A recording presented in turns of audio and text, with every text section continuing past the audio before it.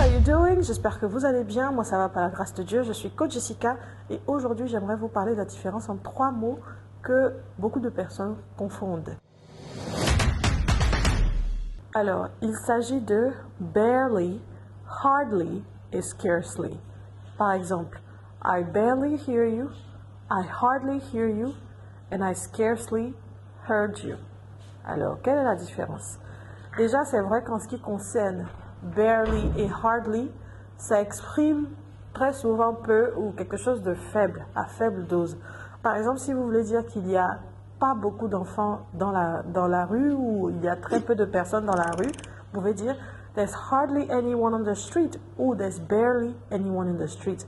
Mais de manière générale, hardly est là pour exprimer quelque chose avec beaucoup de difficultés. Par exemple, I hardly hear you. Ça veut dire que le volume selon lequel vous parlez est très bas, est très faible.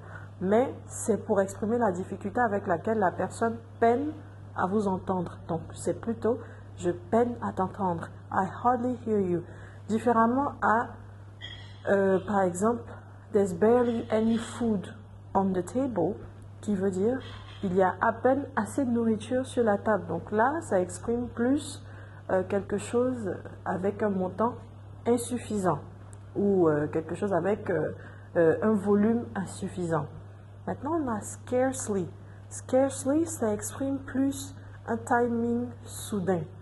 Par exemple, they scarcely arrived after the rain stopped. C'est pour dire qu'ils sont arrivés juste au moment où la pluie a cessé. They scarcely arrived after the rain stopped. Donc, pour récapituler, nous avons hardly qui exprime plus une difficulté, le fait de peiner à faire quelque chose. Par exemple, I hardly hear you, comme je l'ai dit tout à l'heure.